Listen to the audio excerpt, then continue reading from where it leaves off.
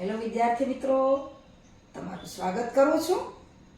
હું લઉં છું ધોરણ 10 ગણિત અને એની અંદર પ્રકરણ નંબર 4 દ્વિઘાત સમીકરણ.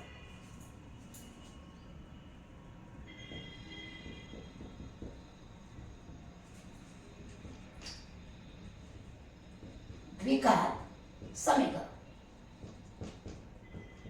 આપણે ઘણા બધા દાખલા એના કરી પણ ગયા છીએ. હવે એમાં આપણે પહોંચ્યા છીએ સ્વાધ્યાય નંબર 4.3.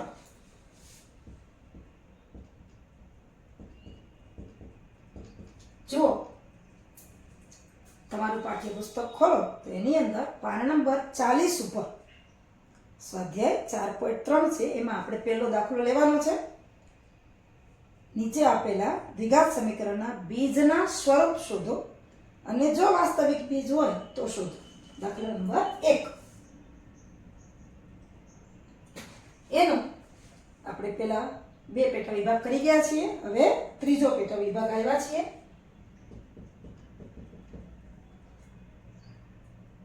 જો બીજના સ્વરૂપ શોધવાના છે અને વાસ્તવિક બીજ હોય તો શોધવાનો છે. 2x વર્ગ ઓછા 6x વત્તા 3 બરાબર 0. ઓછા 6x અને વત્તા 3 બરાબર 0. હવે આ દ્વિઘાત સમીકરણ છે એને આપણે પ્રમાણિત દ્વિઘાત સમીકરણ છે એની સાથે સરખાવતા. આ સમીકરણને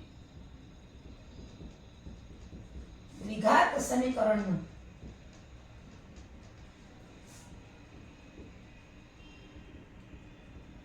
પ્રમાણિત સ્વરૂપ,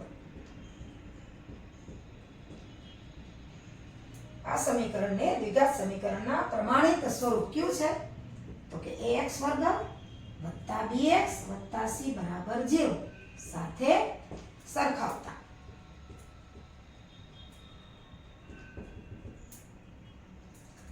હવે સમીકરણ લખીએ પાછું કે 2x વર્ગ ઓછા 6x વત્તા 3 બરાબર 0. x વર્ગનો સહગુણક a, x નો સહગુણક b અને અચળ પદ c. તો અહીંયા a બરાબર 2 છે, b બરાબર -6 છે અને c બરાબર 3 છે. હવે આના સ્વરૂપની વાત આપણે જો જોવી હોય તો વિવેચક શોધવો પડે. એટલે કે વિવેચક બરાબર b વર્ગ ઓછા 4 ગુણ્યા a ગુણ્યા c, b square minus 4ac. હવે આપણે a b અને c ની કિંમત આમાંથી મૂકતા જઈએ તો b વર્ગ ઓછા 4ac બરાબર b ઓછા 6 ઓછા 4 ગુણ્યા 2 ગુણ્યા 3, 2 અને 3 કિંમતો જ મૂકીને જોઈ લઈએ આપણે. b વર્ગ ઓછા 4ac ઓછા 6 નો વર્ગ 36 ઓછા 4 દુ 8, 8 તેરી 24 અથવા તો 3 દુ 6, 6 ચોક 24, કોઈ પણ રીતે ગુણાકાર કરો. હવે b સ્ક્વેર ઓછા 4ac 36 માંથી 24 જાય, 6 માંથી 4 જાય તો 2, 3 માંથી 2 જાય તો 1, એટલે કે b સ્ક્વેર માઇનસ 4ac શું છે કે ગ્રેટર ધેન 0 છે, 0 કરતા મોટા છે. 12 ગ્રેટર ધેન 0. હવે આપણે સ્વરૂપ વિશે ચર્ચા કરી ગયા કે જો ગ્રેટર ધેન 0 એટલે કે 0 થી મોટા હોય, આમ આપેલ સમીકરણને બે ભિન્ન વાસ્તવિક બીજ છે. બે અલગ અલગ બીજ છે કારણ કે b સ્ક્વેર માઇનસ 4ac 0 થી મોટા છે. હવે સૂત્ર લખીએ કે x ઉકેલ માટે -b plus minus under root b square minus 4ac ના છેદમાં 2a. આ બીજના સ્વરૂપ વિશે આપણે ચર્ચા કરી કે બે વાસ્તવિક બીજ છે. હવે આપણે બીજ શોધવાના છે, તો આ સૂત્રમાં કિંમત મૂકતા જઈએ અને બીજ છે આપણે શોધી લઈએ. હવે b² - 4ac વિવેચક છે આપણી પાસે 12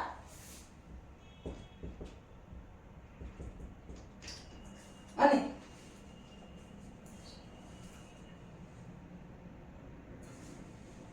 x બરાબર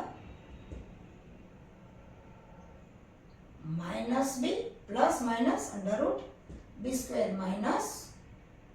4ac છેદમાં 2e. આમાં આપણે કિંમત મૂકવાની છે. આપણી પાસે પાછું યાદ કરી લઈએ કે a બરાબર શું છે, તો કે 2, b બરાબર -6 અને c. b ની તો જરૂર જ નથી. અહીંયા c છે 3, અહીં તો a અને b જ આપણે c તો અહીંયા છે એટલે નહીં આવે.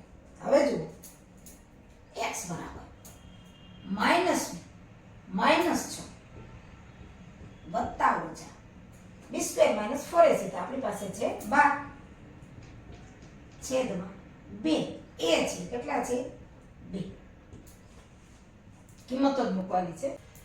12 છે એનું વર્ગમૂળ નહીં નીકળે, પણ 4 ગુણ્યા 3 એ રીતે આપણે દર્શાવી દઈએ. તો x બરાબર ઓછા ઓછા વત્તા થશે 6 વત્તા ઓછા, આના હું એમ લખું છું કે 4 ગુણ્યા 3, 4 તેરી 12, કારણ કે 4 છે એનું વર્ગમૂળ નીકળી જશે ને અહીંયા 2 છે એ 4 થશે.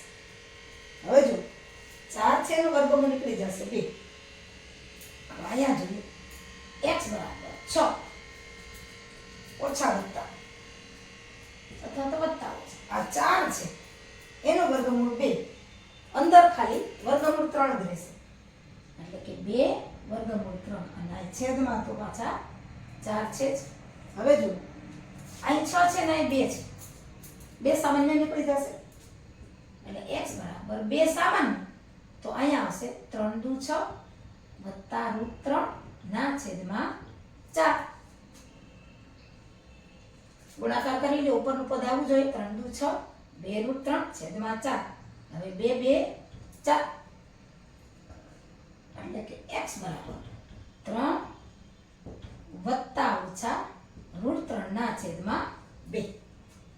બે ભિન્ન ઉકેલ મળી ગયા એટલે x બરાબર એકવાર વત્તા લઈએ એકવાર ઓછા લઈએ, 3 વત્તા √3 ના છેદમાં 2 અને x બરાબર 3 ઓછા √3 ના છેદમાં 2.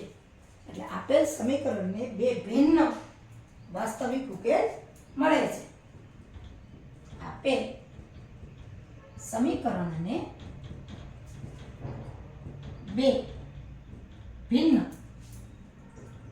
વાસ્તવિક બીજ, આમાં આપણને બીજ કીધું છે. બીજ ક્યાં છે તો કે 3 વત્તા √3 ના છેદમાં 2 અને 3 ઓછા √3 ના છેદમાં 2. આવા બીજ મળે છે. અહીંયા આપણો આ દાખલો છે એ પૂરો થાય છે, કારણ કે b² - 4ac એટલે કે વિવેચક 0 થી મોટા હતા 12 એટલે બે ભિન્ન અને વાસ્તવિક બીજ 3 વત્તા √3 ના છેદમાં 2 અને 3 ઓછા √3 ના છેદમાં 2. આ રીતે બે ભિન્ન ઉકેલ છે એ મળે છે.